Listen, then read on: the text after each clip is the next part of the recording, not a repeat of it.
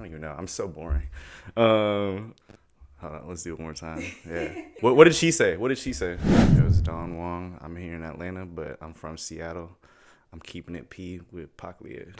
Right now, mainly just videos. Got the Don Wong film shit going. Got the red mic popping. Got the #1 platform in Atlanta. You feel me? I mean, the first accolade, I guess, is What's Up G-Way. I mean, y'all heard that song everywhere last summer, and I think that song's gonna pop off no matter what, but I like to feel like I had a helping hand in that. And I mean, the numbers speak for itself. It's almost at 3 million on my YouTube channel. So, you know what I'm saying? Like, not a lot of people got M's on YouTube. So, yeah, I mean, I got some good artists on there. I got some good relationships with some labels and stuff. So, you see Boss Man D-Lo on there. You got Chucky on there, Rack Baby on there. A lot of the best rappers from Atlanta right now, so it's a popping scene as it always is. So I don't want to say everybody got an iPhone, but most people got an iPhone, so you just got to start there. Like, especially with the new iPhones, they go crazy. So, one thing you got to do in this video game, but just in business in general, is like you got to do some free shit at the beginning. So I think the thing that differentiated what I was doing at the beginning was I knew I wanted to have a platform and a brand, because like I studied marketing when I was in college, so I get branding. So a lot of other camera people, when they do mic drops, they just drop them. It has no name, no branding. It goes on like the artist's page, which is cool. I did like the first 20 or 30 of them for free just to keep them on my YouTube channel. Like, a lot of people probably don't know that, but I was reaching out to all the artists that I was working with at the time. So I just, did like 20 or 30 free ones just to have them on my YouTube channel. You gotta do some free stuff, but from there, I mean, What's Up G-Way, when you hit 1 million on your channel, people just gonna start hitting you up. So then it kind of was a domino effect from there. I started because my brother was doing music, so I just, there's some lazy ass music videos that he paid people to do, and we were like, fuck it, we ain't gonna pay them no more. I'm just gonna pick up my iPhone and do it. I did my first like couple music videos off an iPhone for him, and I'm like, this shit kind of fun. So I probably thought about it for a year, did my research, just wanted to see if I actually wanted to do it, but then I just bought a camera and got the whole setup. So, but if you're gonna do camera stuff, start on an iPhone. And for people that are not putting out enough content, you can do it from your phone. I shoot music videos, so I would say it's important, but probably not as important as it used to be, because most people right now are just staying on Instagram. This is my take. I think if your music is really, really good, then people are going to go check out your full music video, go stream you. But if they just think you're popular, or they like you and you're popular, but your music's all right, they're probably just going to stay on Instagram.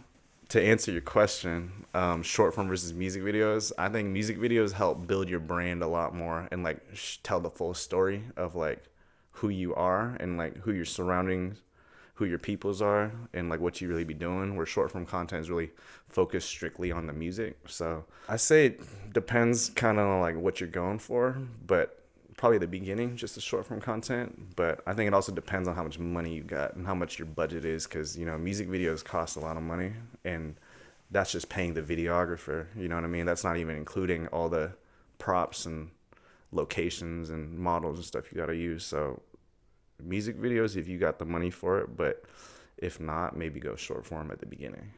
I like money, but but I guess it really all just depends. Like I'll just keep it P, you know what I'm saying? Like, if I think an artist can help me out more than I can help them out, I might fuck with them on the price, or I might do it like for a low price or cheap even, honestly. Like, you know what I'm saying? Like, if Lil Baby right now asked me to shoot a music video, I'm shooting that shit for free because he can help me out way more. It also just depends on how you approach me, I guess. Like, if you approach me and we never worked, we never even talked, you just DMing me, like asking for a discount, asking me for a discount from the jump, then I don't really respect that, and it kind of rubs me the wrong way. But it just depends on how you approach it, you know what I mean? Like, if you don't got the bread, but you try to offer me like a service in exchange for a discount or for free or whatever, like you try to like, actually like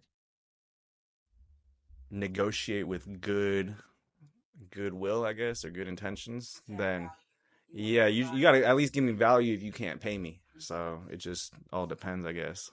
I'm Chinese. Just gotta be true to myself, I guess. Like, this is, I mean, I'm not saying like I'm in the streets or anything because I'm not, but like I just respect the culture. I like study the history of it all. Like I study, I was like a hip hop head and like since I was a young kid, so I like read up on the history. I've watched like documentaries and just like also just understand the culture and keep like current with it. So, but I'm also like respectful to like my Chinese culture, so I don't want to lose that side of me either.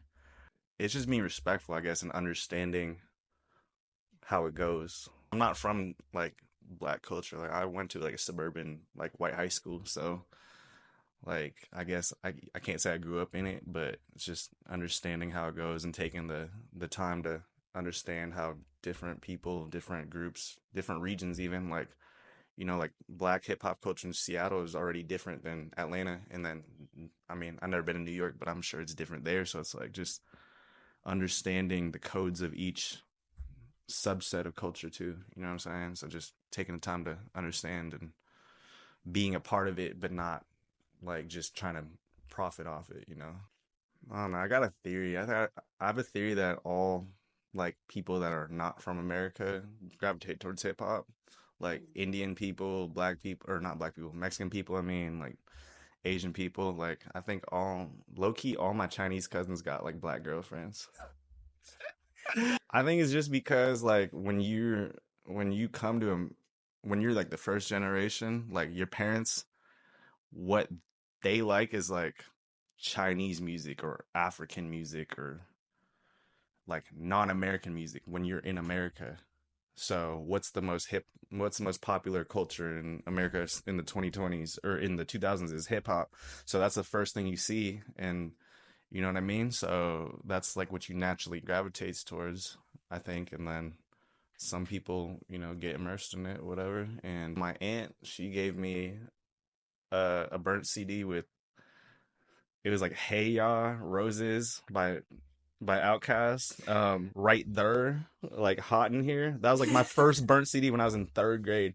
And I don't even know how the fuck I don't even think she listened to this shit, but this is like a Chinese 8-year old in Seattle.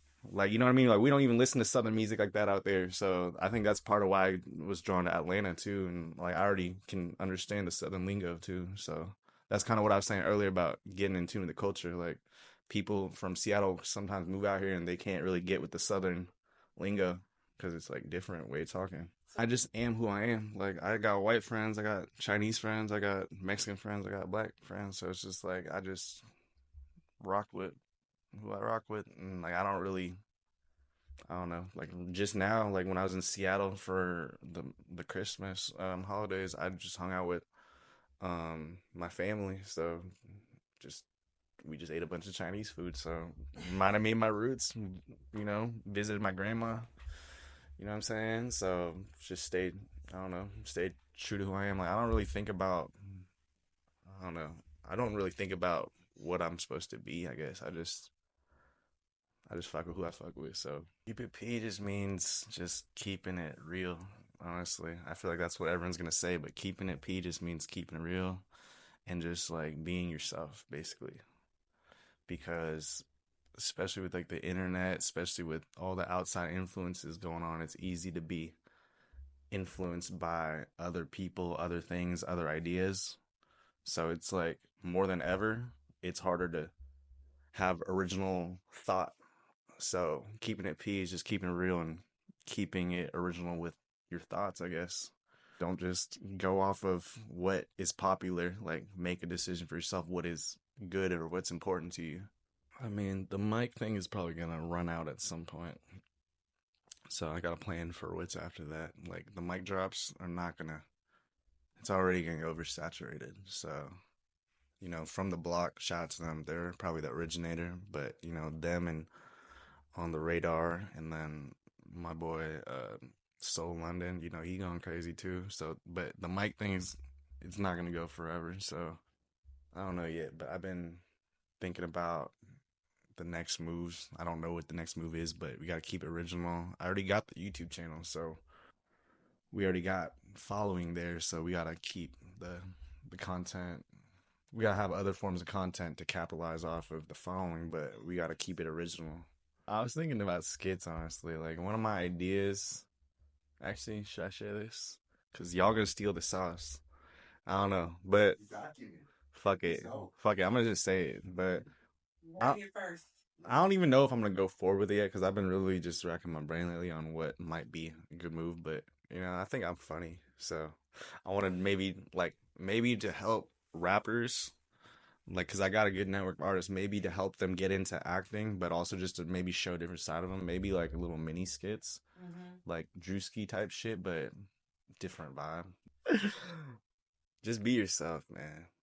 Everybody in Atlanta, they call it Cap Atlanta. Like, y'all gotta stop with the capping. And I don't really like how the industry is moving towards just who can cap the best and cap the hardest. But this day and age, it's still cool to be you. So just keep it P. This is Don Wong. This is Don Wong. Hold on. This is Don. This is Don Wong, and I kept it P.